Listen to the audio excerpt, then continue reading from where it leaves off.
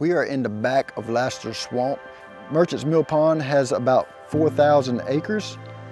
About 900 of those are Laster Swamp.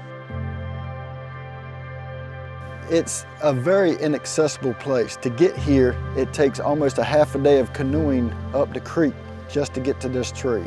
And winding your way through the swamp, through the different channels, it's very difficult to describe on how to get up here. In the back of Merchant's Millpond State Park, we have the second largest tree in North Carolina. It is a bald cypress and it towers above everything else. It is huge, and part of the reason why we have such a big tree here is because we are in the middle of a swamp. Years ago, when they were logging this area, this tree was so big that they couldn't get it out. So there was no need to even try to cut it down because the swamp is too shallow for them to float a tree this size out. And there's a handful of trees left in the swamp that are this big, but this is the biggest one that we have. It's between 700 and 1,400 years old.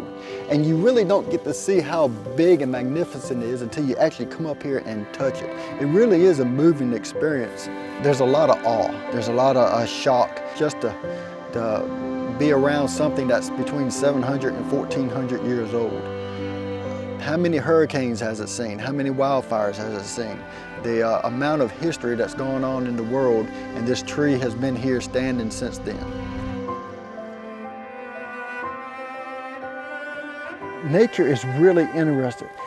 There's so much to learn. It really is neat to go out and say, hey, what's neat about this? Because everywhere you look, there's something neat.